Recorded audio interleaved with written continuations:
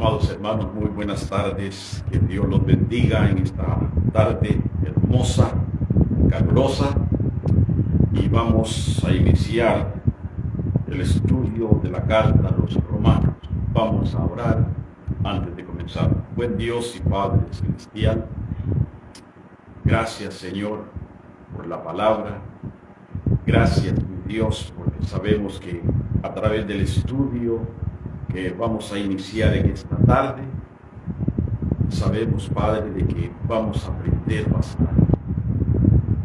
Te pido, Espíritu Santo, que pongas gracia en mí, que pongas palabras, que pongas denuedo y que permitas que los que has elegido para que tomen parte del estudio, Señor, tengan su corazón dispuesto para aprender, mi Dios. Sabemos que es una enseñanza que la requerimos todos, pero no todos quieren ser enseñados.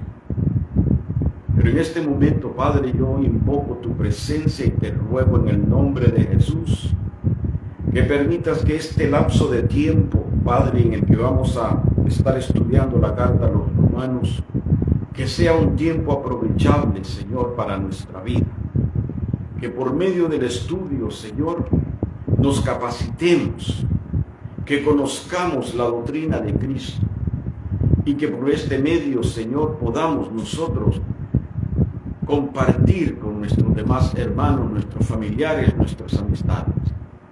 Pero te ruego, Padre, de que la palabra, Señor, que va a ser enviada en el transcurso de estos meses, que sea, Señor,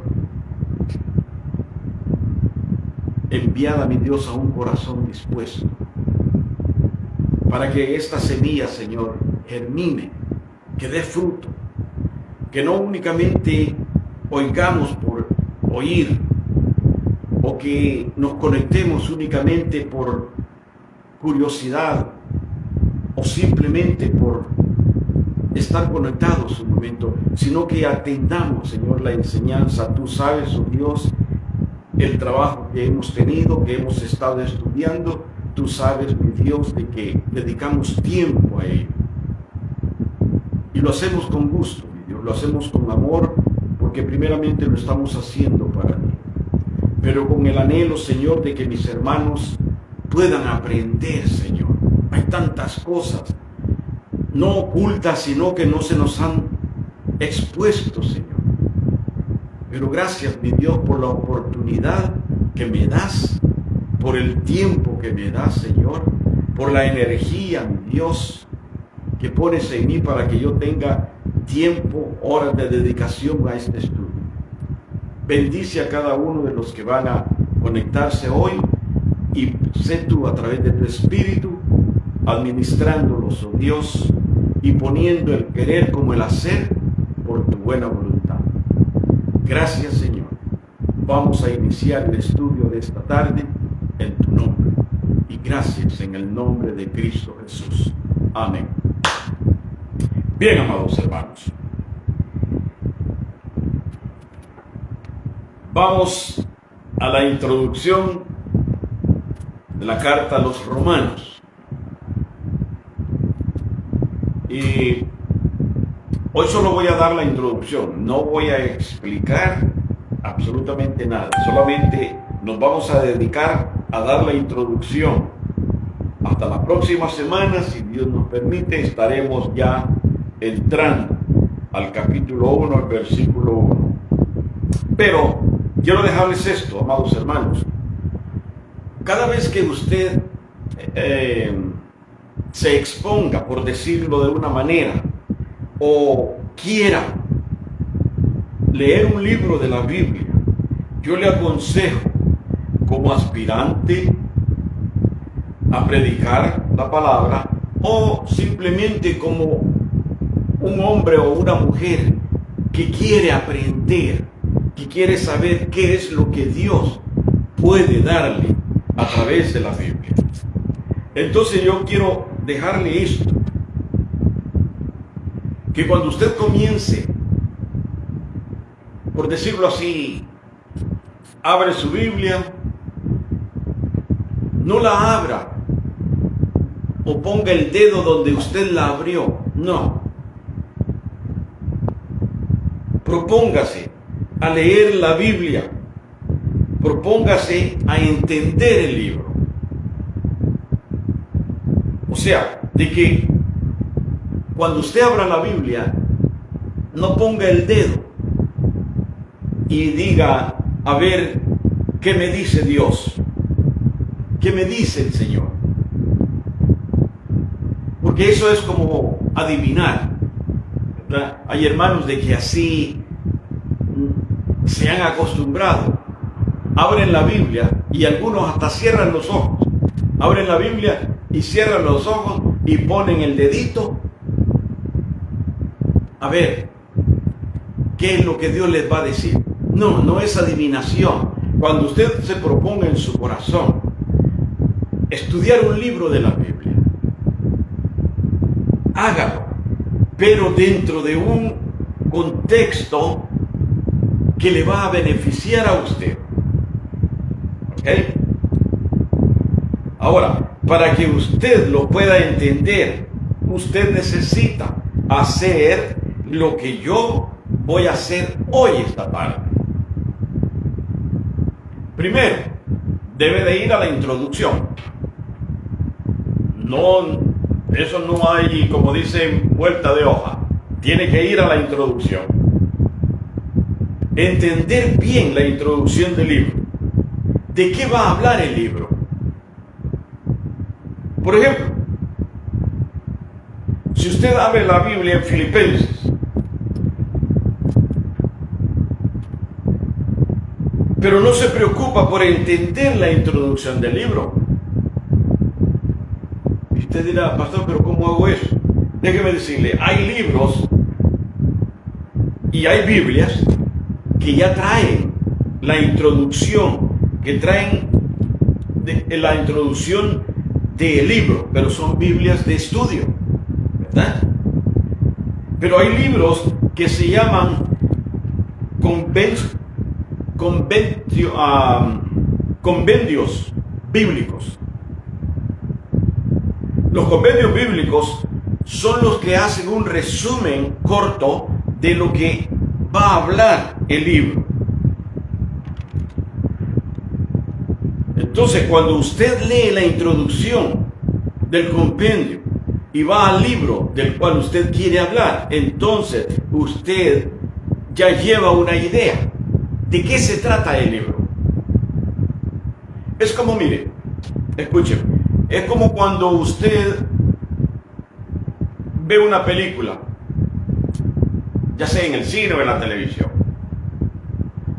Como que al inicio de la película, como que se le hace monótono, aburrido, porque empiezan a dar el reparto o empiezan a narrar la historia del contexto de la película y se le hace aburrido. Usted quisiera de que, si es de películas del zorro, usted quisiera que ya el zorro apareciera con su látigo en su caballo blanco y pam, pam, pam, pam, pero no es así. Como cuando usted llega a un restaurante, lo primero que le ofrecen es el entremés. O sea que antes de darle el plato principal, le ofrecen algo suave, algo que usted va a digerir, usted va a saborear. Y luego viene el plato fuerte. No le dan de una vez la comida. Es igual. Nosotros tenemos que primeramente saber o conocer la introducción del libro para que por medio de la introducción nosotros ya llevemos una idea de lo que va a contener el libro que queremos leer. Por eso yo no puedo entrar ahorita, porque imagínense, si yo le digo que abran su Biblia, vamos a capítulo 1, versículo 1. Ya. Pero yo no puedo hacerlo. Yo necesito enseñarle la carta, y para enseñársela se las tengo que enseñar dándoles la introducción. Porque si yo comenzara el capítulo 1, versículo 1, así nomás, no puede ser. Y les digo esto, amados hermanos, simplemente como una información, para que cuando usted tenga la posibilidad, cómprese una Biblia de estudio, donde ya al inicio de cada libro está la introducción, donde va detallado quién escribió el libro, a quién se lo escribió, por qué se lo escribió, bajo qué circunstancias lo escribió. Datos que usted necesita aprender. Ahora, la carta a los romanos, amados hermanos, ha sido considerada como una carta muy importante. Una carta sobresaliente en el Nuevo Testamento. Y es importante en dos aspectos, en dos cosas. Primero, por todo su contenido. ¿Ok? Segundo, por la profundidad teológica que tiene la carta a los romanos. Usted puede encontrar libros con una portada hermosa, llamativa, atractiva.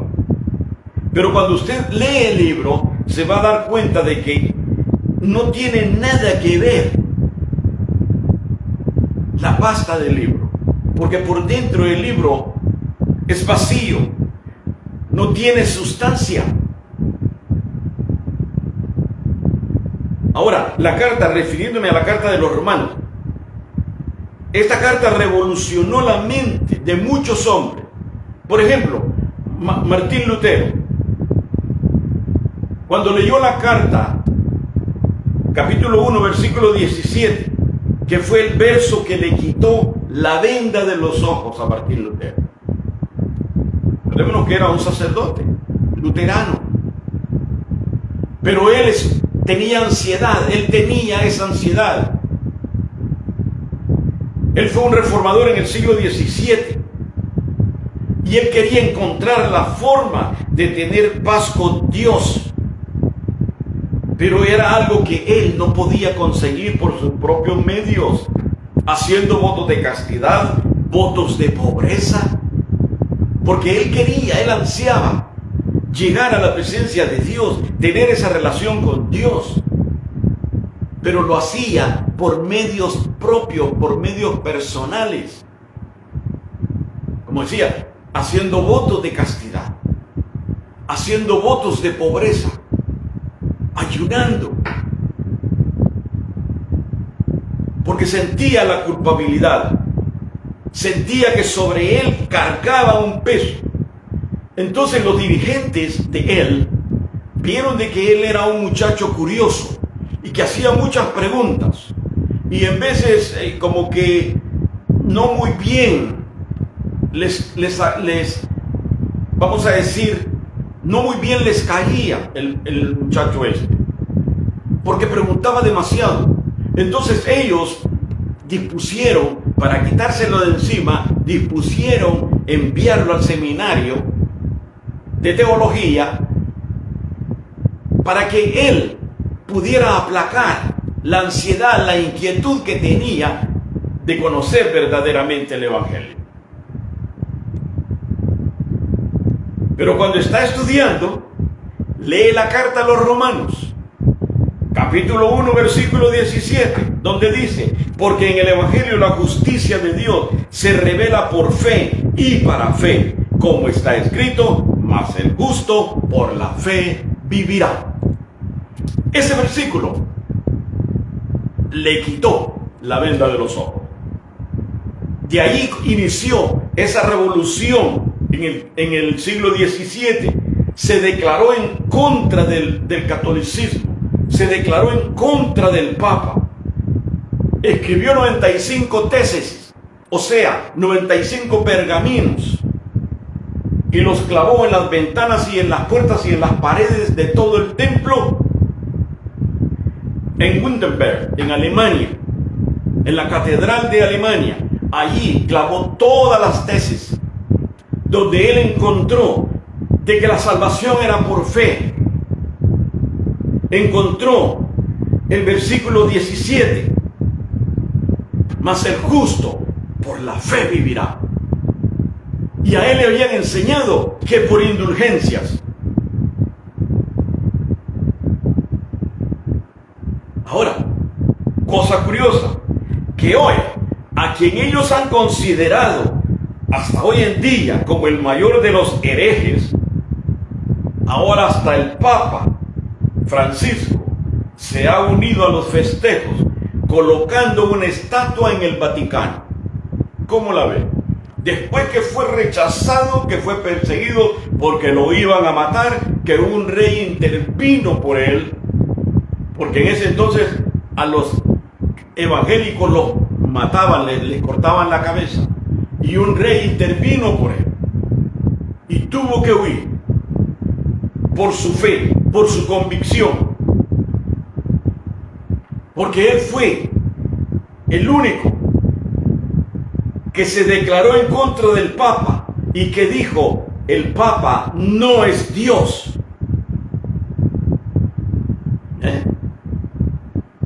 Porque hasta hoy en día, para que una persona sea católica, no católicos de esos del montón, eso es basura. Estamos hablando de católicos, fanáticos. Para ser católico, tiene que creer de que el Papa no se equivoca.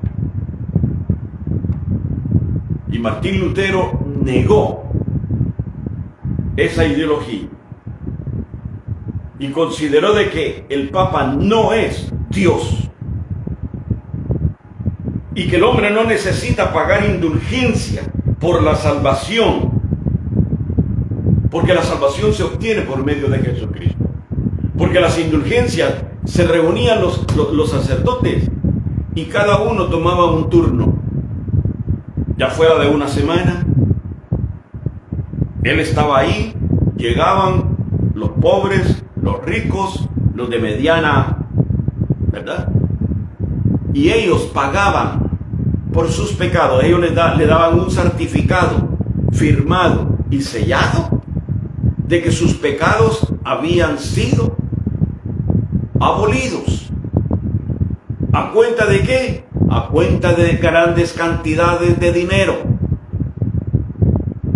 Cuando llegaba la siguiente semana, ya este se quitaba de la silla y venía otro. O sea, de que era un negocio redondo que tenía la Iglesia Católica, de vender indulgencias para el perdón de los pecados. Entonces, cuando Lutero se da cuenta de eso, es cuando él les declara la guerra y les dice: la salvación se obtiene por fe, no hay que pagar indulgencias por los pecados. Esto es a grandes rasgos, amados hermanos, lo que quiero compartirles, de que grandes hombres han sido impactados al leer la carta a los romanos. La historia habla de un hombre, Felipe Melantón, también un hombre que les declaró la guerra en Inglaterra. ¿Por qué? Porque empezó Martín Lutero y ahí se fueron añadiendo y añadiendo y llegaron a hacer la revolución. Y entonces el pueblo se levantó y descubrieron de que los habían estado engañando por muchos años. Juan Calvino, un gran teólogo, también al leer la carta a los romanos quedó impactado. Es que la carta a los romanos tiene un compendio teológico.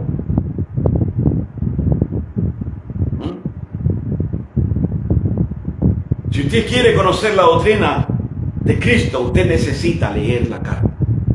Usted necesita estudiar la carta. Porque dice la historia, muestra de que hubieron grandes avivamientos por la exposición de la carta a los romanos. Amados, nosotros debemos de aprender de la predicación expositiva. uno o dos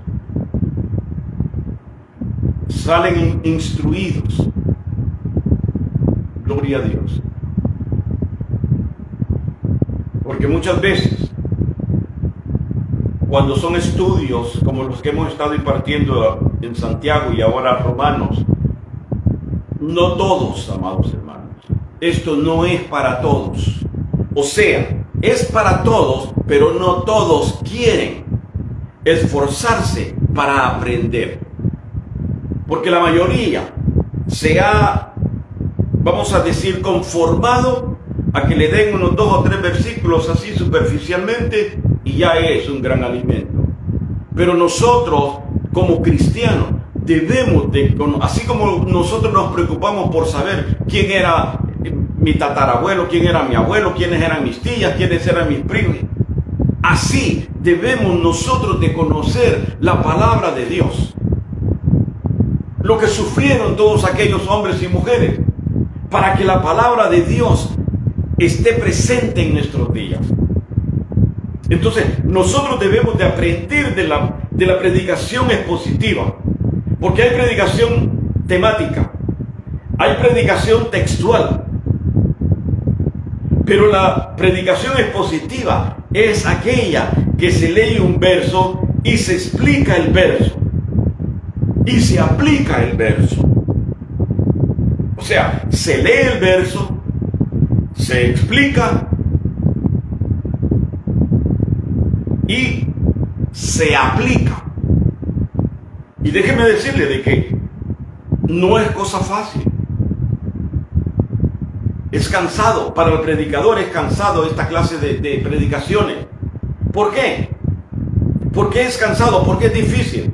Porque es difícil ordenar como para estudiarlo, hermano. Es difícil. ¿Usted sabe cuántas horas yo meto en el día, en un día? Bajita la mano, de 8 a 10 horas. Estudiando, leyendo y escribiendo. Que me duelen mis hombros, me duelen mis articulaciones, me duelen las pompis, me duele, en veces hasta me duele la cabeza, me duele la cintura. Porque son horas las que estoy estudiando. ¿Para qué? Para prepararle a usted la cena, para que usted pueda disfrutar de lo mismo que yo disfruto. Pero requiere sacrificio, amados. Requiere sacrificio. Porque déjeme decirle, 4 versículos puede llevarnos una semana para poderlos ordenar. 4 versículos para ordenarlos y dárselos expositivamente. Lleva tiempo, rendimiento, sueño, dolor en las articulaciones. Pero no importa, con tal de que 1 o 2 saquen el provecho, se esfuercen por aprender. Pero de esta predicación es donde nosotros podemos aprender, donde se nos expone la palabra, verso por verso. Por eso la predicación expositiva se le da el nombre de fidedigna. La predicación expositiva es llamada fidedigna. ¿Por qué? Porque se predica ante Dios y de parte del pastor. En otras palabras, el pastor tiene que estar consciente de lo que está predicando. No es únicamente agarrar un pasaje de la Biblia y coman. No, no se trata de eso. No es maicillo el que estamos regando. Es la semilla, es la palabra de Dios para que penetre en nuestro corazón, se mantenga en nuestra mente y luego ejercitarla ponerla a fluir. Es la única manera como nosotros vamos a poder crecer espiritualmente. Cuando se nos explica verso por verso.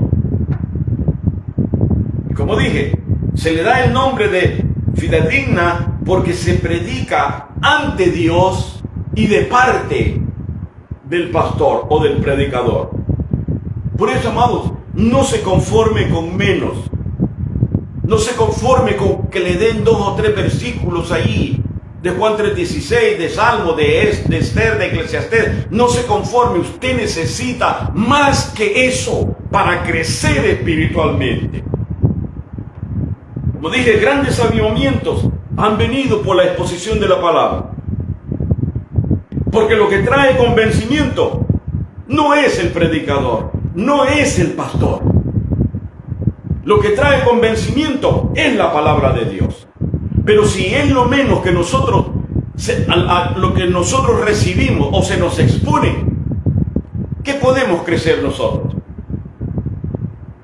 Lo que trae el cambio, lo que trae la reforma, es la palabra de Dios. A mí como pastor y predicador me impresiona. La carta esta me impresiona. Amados, hermana Ana, Wilder, los hermanos Furlan, recordarán de que hace unos años estudiamos esta carta, pero ahora, en el contexto de la carta, es completamente diferente. Ahora, la carta que estudiamos hace años, ahora la vamos a presentar desde un punto de vista teológico, expositivo, donde vamos a buscar el texto con el contexto y exponérselo. Así de que les animo, sé de que siempre están pendientes los miércoles y los domingos, que Dios los bendiga, pero les animo a que no se pierdan el estudio. Nos va a llevar tiempo, porque no sé si se recordarán de que estuvimos año y medio, y ahora, de acuerdo a lo que estamos estudiando, va a ser más de 2 años. Así. Yo espero que no se aburran. Sé que no se van a aburrir porque vamos a explicarlo versículo por versículo.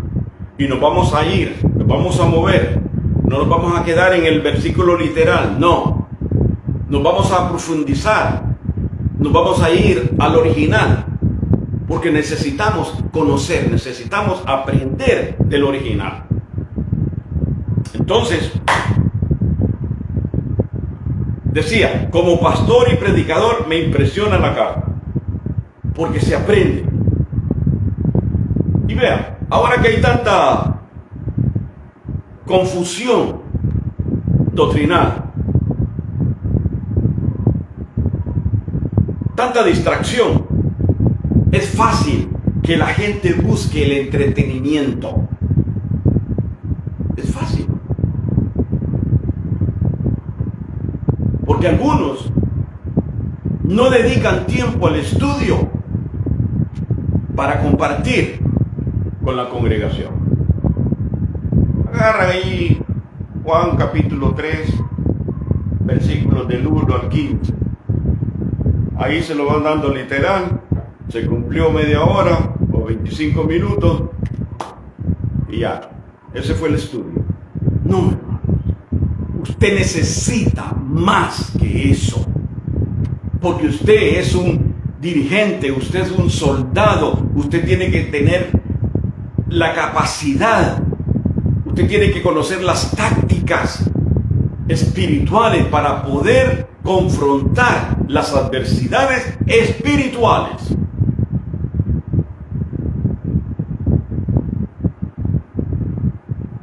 Pero, recordemos esto, el darles un poquito a beber o a comer, eso no es el verdadero evangelio. ¿Saben por qué? Porque el verdadero evangelio habla de salvación, habla de pecado, habla de juicio, habla del infierno. Entonces, con tanta confusión que hay, uno debe de aprender a escuchar la predicación expositiva para saber ¿Qué es el Evangelio? Por eso, para entrar en la introducción del libro, vamos a ver 6 cosas. La primera es, ¿quién es el autor de la carta? ¿Cuál es el origen de la carta? ¿Cuál fue el propósito de la carta? La fecha de la carta en que se escribió.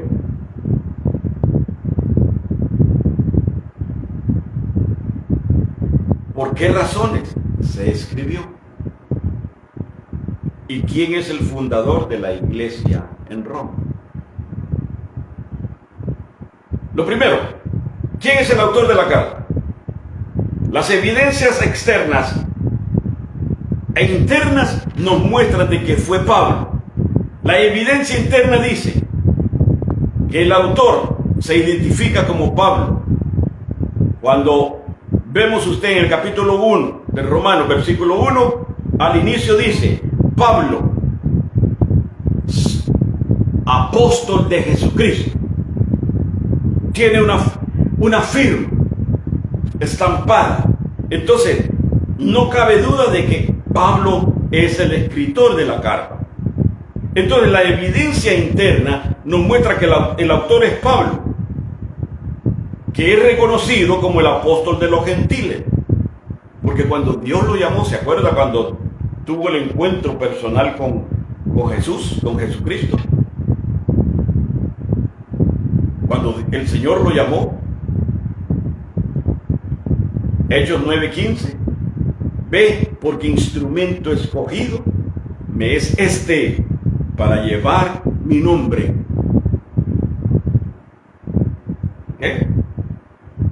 En presencia de los gentiles y de reyes y de los hijos de Israel. En esta parte es cuando Pablo o Saulo tiene el encuentro personal con Cristo.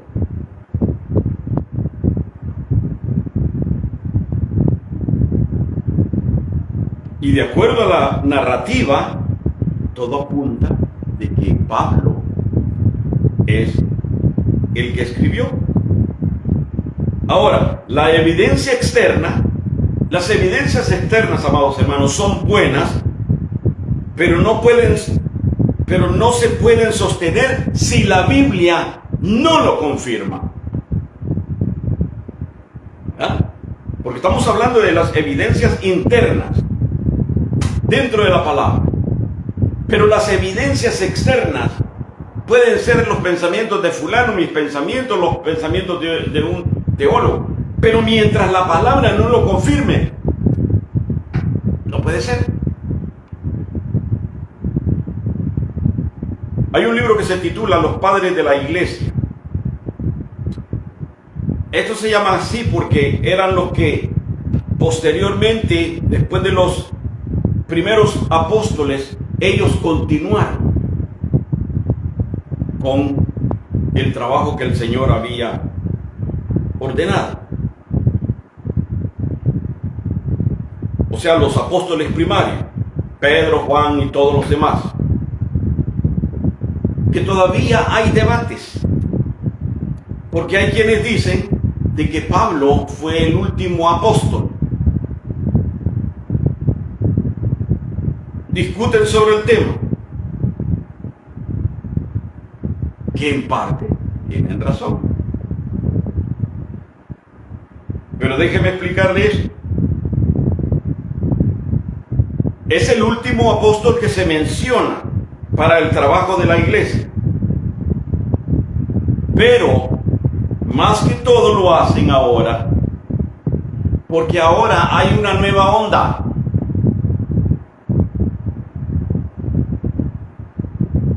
En el 2022 hay una nueva onda, donde todos los pastores quieren ser apóstoles. Es un movimiento que se ha levantado donde el hombre es el apóstol, y para que la esposa lleve un rango, la nombran, la denominan profetiza, aunque no profetice nada. O sea, de que el pastor se convierte en apóstol y la esposa se convierte en profetisa y están allá al frente en el altar, recibiendo toda la mirada, recibiendo la adoración. Así de sencillo. La esposa se vuelve profetisa porque necesita la esposa tener un título. Entonces determinaron el concilio, determinado concilio ha determinado de que ellas también, por ser ayudas idóneas, no pueden quedar como la criada bien criada. No, hay que darle un título. Usted ahora va a ser la profetisa de la iglesia. Aunque no profetice nada, porque muchas veces lo que profetizan son los chismes que las demás hermanas le traen, ¿verdad? Pero esa es la onda de hoy, que se afanan los pastores, algunos pastores se afanan y vea, y son tan ridículos que han considerado de que ellos como apóstoles son superiores a los pastores. Ellos se reúnen 4 o 5 aquí en la Ceiba, seguidos salen allí. Se reúnen 4 o 5 a tomar cafecito. Y todos, apóstol, el apóstol fulano, el apóstol sutano.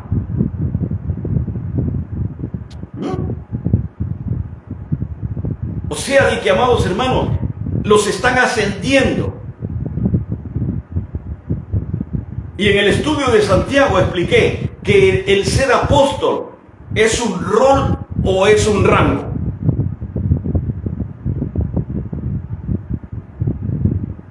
Un rol, un papel que juegan como apóstoles. O es un rango, como el ascenso militar. Ahora ya no es pastor, ahora lo vamos a hacer, ya no es capitán, ahora lo vamos a ascender a coronel.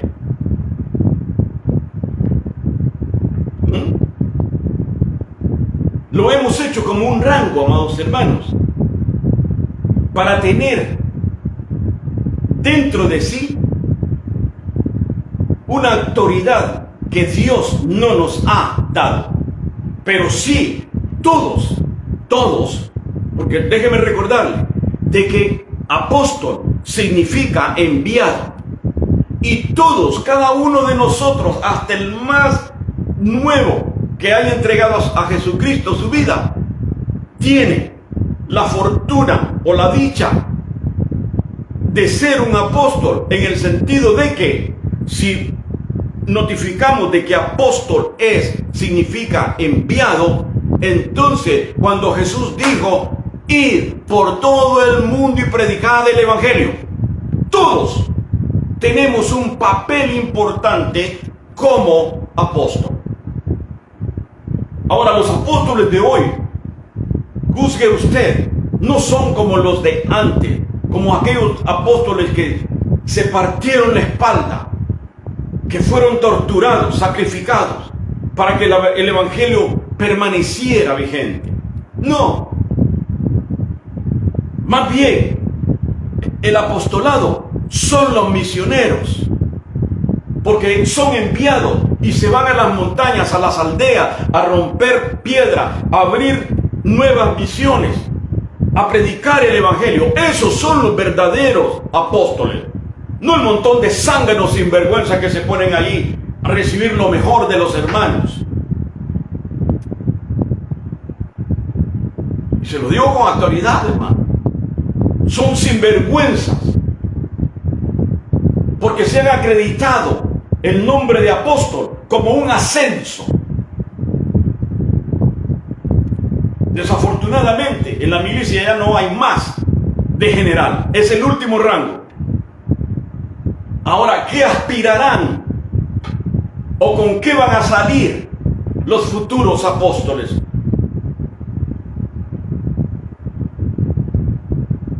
Se creen mejor que los demás.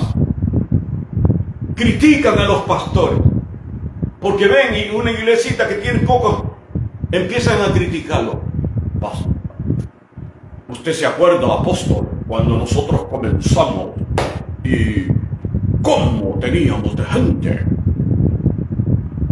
Y vea ahora, porque no hay billullo de sacar.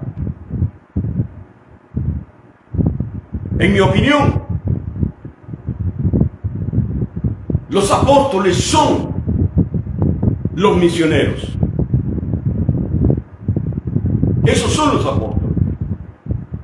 Por eso en la Biblia aparece, Pablo fue el último apóstol, porque ese era el trabajo que Dios le dio y fue encomendado por Jesús, que fuera a abrir misiones a diferentes lugares. No por ser apóstol va a estar sentado 8 horas en la silla de un escritorio viendo televisión. Esos no son apóstoles.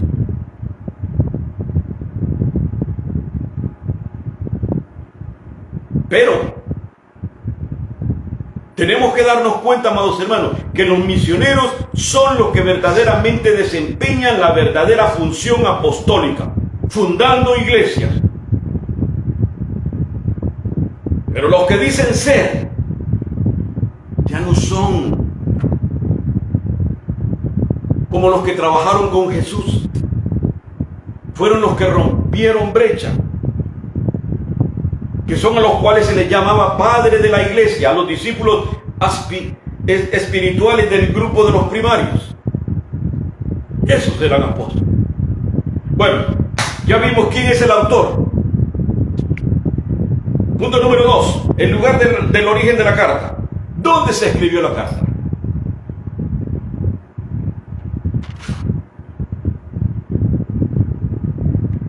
Lo más probable, lo más seguro es que se escribió cuando Pablo estaba en Corinto. Porque en Hechos 20, del 2 al 3, habla de cuando Pablo estaba en Grecia. ¿Okay? Grecia era parte, o sea, Corinto era parte de Grecia. O sea, de que desde allí, desde Grecia, Pablo escribe la carta a los romanos. Cuando estuvo hospedado, también tenemos la evidencia, cuando estuvo hospedado por 3 meses en la casa de Gallo. Romanos 16:23. Nos muestra de que Pablo estaba en Corinto cuando escribió la carta. Estos son detalles, amados hermanos, que nosotros debemos de considerar, ¿okay? Que debemos de saber al estudiar la carta de la Biblia, de cualquier libro que estudie. Son datos que nosotros necesitamos. ¿Okay? Tercero, la razón de la carta, o sea, ¿cuál fue el objetivo? ¿En qué estaba pensando Pablo al escribir la carta a los romanos?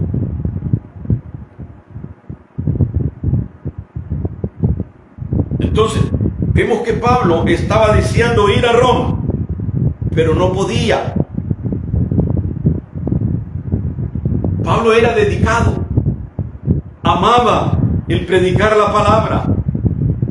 Pablo realizó 3 viajes oficiales y un 4º viaje que se le acredita a él cuando fue en calidad de preso a Roma a presentarse con el César. Ahora, ve usted que los apóstoles de hoy, esa dedicación, ve usted los apóstoles que usted conoce o que le menciona, ¿tienen la misma dedicación de Pablo? No. Son medio ocres, que únicamente están buscando el rango, la superioridad, pero no están ejerciendo el trabajo como Pablo lo hacía.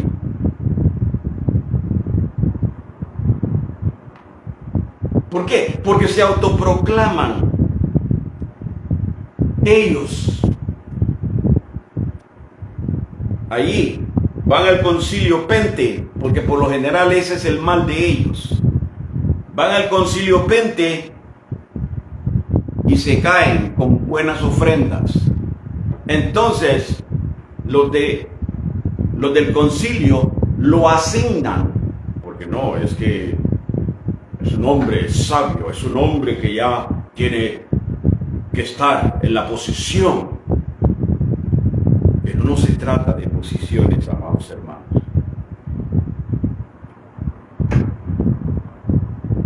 Entonces dijimos, ¿cuál era el propósito, el objetivo de la carta? ¿Verdad? Pablo deseaba ir a Roma, pero por no tener el tiempo decide escribir la carta.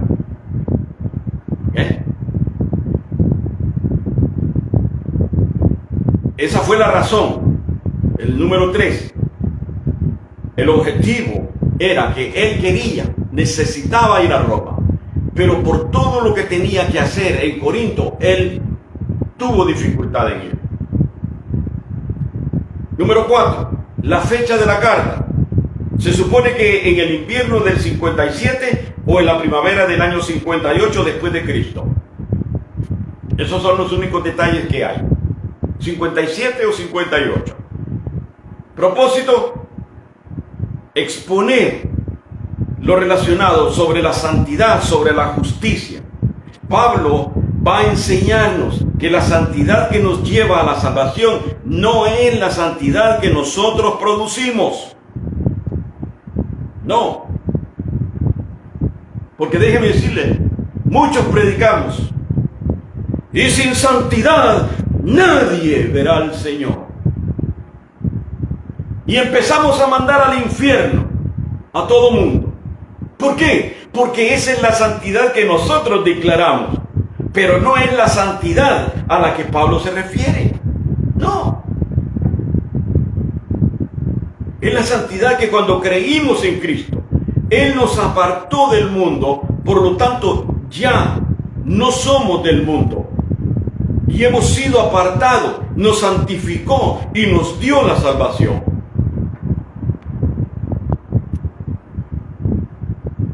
Ahora, eso no quiere decir, amados hermanos, de que nosotros no debemos de vivir en santidad.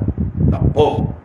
Nosotros debemos de vivir en santidad, no para ganar la salvación, sino porque el que es santo está en nosotros.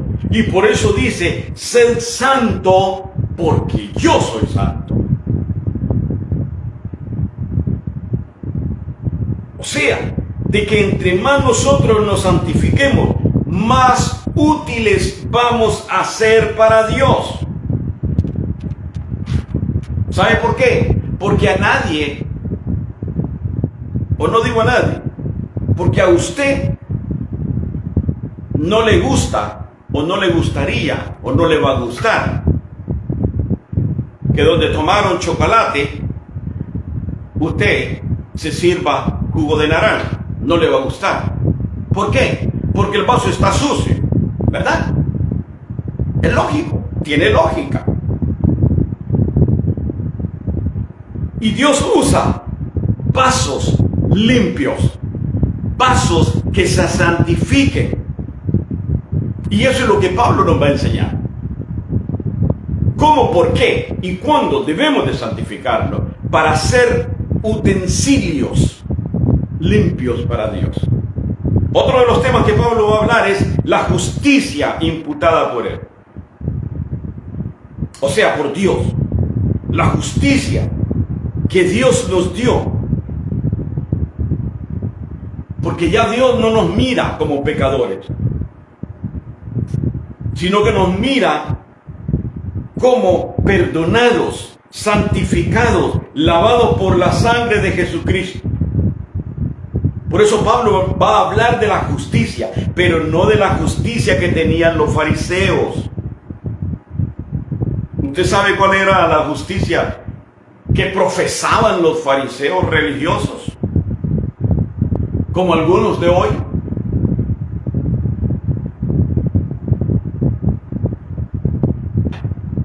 Se lo diré en términos de hoy. Textualicemos al presente. Vea, si usted quiere ser justa, no use pantalones. Si usted quiere ser justa, no se pinte las uñas. Si usted quiere ser justa, no se pinte el pelo. quiere ser justa, no se ponga pantalón. No haga aquí, no haga allá. Esa era la justificación de los fariseos. Esa era la justificación. Por eso Jesús los confrontaba. Y vean, esto era relacionado a las mujeres. Porque ellos como hombres no podían instigar al hombre, pero sí a la mujer. No haga esto, no haga esto, no haga esto, no haga esto. Esa era su propia justicia. Pero la Biblia dice, con respecto a esa justicia, dice que como un papel, se lo voy a dar, no para que se tuerza su mentecita, se lo voy a decir como está en el diccionario al español y como está en el original. Dice que la justicia de nosotros es como un papel higiénico, un papel de baño con excremento.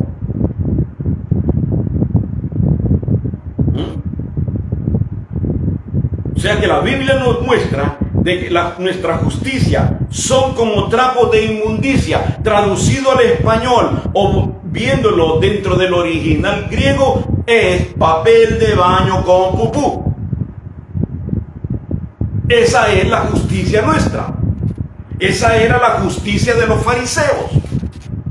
Papel de baño con excremento.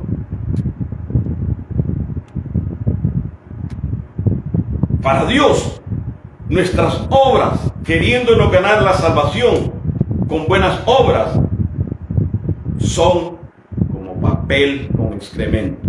Así que Pablo, eso es algo de lo que nos va a enseñar.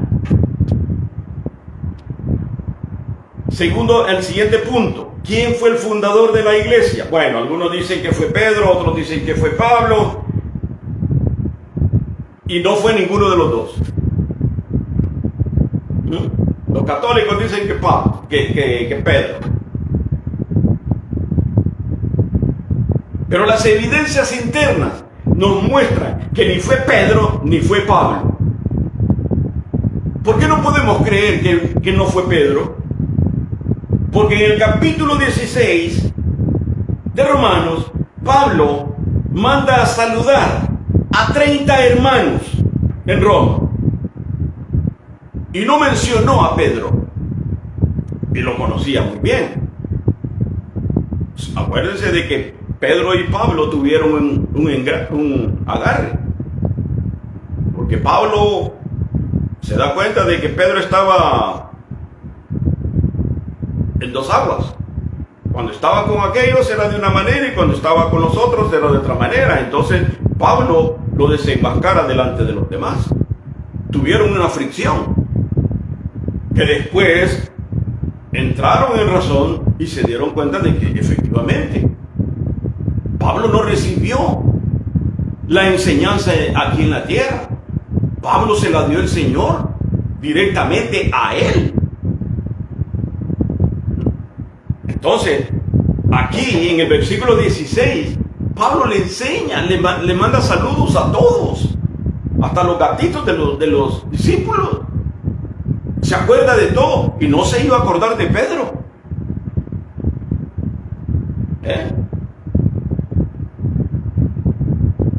De acuerdo a la historia, ¿quién fue entonces? Fueron la mayoría de los que estuvieron en Roma cuando Pentecostés. Muchos. La iglesia de Roma fue fundada por aquellas personas que fueron el día de Pentecostés, que llegaron a la fiesta de Jerusalén, se convirtieron y esa semilla se la llevaron a Roma y empezaron a reunirse en casitas, a predicar la palabra, hasta organizar una iglesia. Pero no fue Pedro, no fue Pablo. ¿Ok? Y ya para terminar, falta un punto muy importante. Y el punto es este. ¿Con qué propósito vamos nosotros a estudiar la carta? Es muy interesante. Porque si el propósito es, bueno, le vamos a hacer el favor al hermano y le vamos a poner un like. No tengo nada más que hacer. ¡Ping! ¿Con qué propósito vamos a estudiar la carta? ¿O debemos de estudiar la carta? Con el mismo propósito que el apóstol Pablo la escribió. ¿Y cuál fue el propósito de Pablo? Instruirlos, enseñarles la doctrina del Señor, enseñarles verdaderamente cuál es la verdadera doctrina.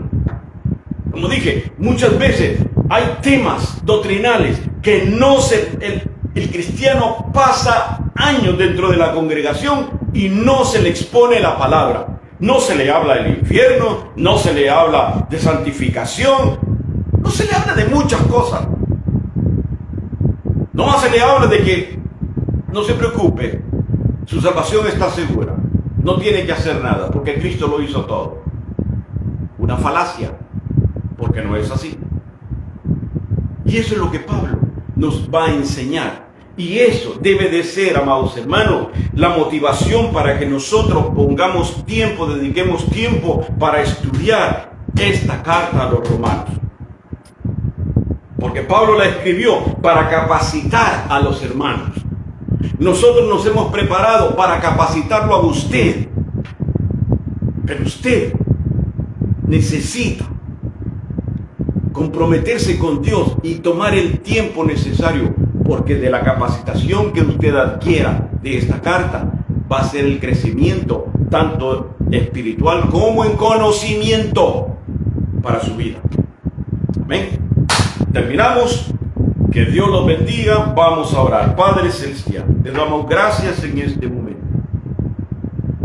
Gracias, oh Dios, porque hemos iniciado en tu nombre el estudio de esta carta. Te pedimos, oh Dios, que nos ayudes para que podamos, Señor, dedicar ese tiempo a la enseñanza. Que reconozcamos que únicamente a través de la palabra nosotros podemos descubrir lo que los hombres dejan oculto, Señor. Que son enseñanzas fuertes, son enseñanzas necesarias para un buen crecimiento, para una buena nutrición espiritual. Ayúdanos, Señor. Motívanos para que podamos nosotros ser copartícipes de la enseñanza de los miércoles. Bendice y fortalece a cada uno de los que tú vas a traer, de los que tú vas a poner el querer como el hacer por tu buena voluntad. Bendícelos, dales fuerza. Permite, oh Dios, que se sientan gozosos, que si dejaron de lavar los trastes para conectarse para estudiar, bendícelos grandemente, Señor.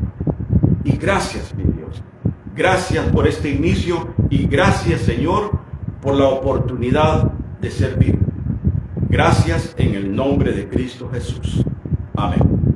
Que Dios los bendiga, amados hermanos. Recuerden, nos vemos el domingo, si Dios permite, a las 3 de la tarde.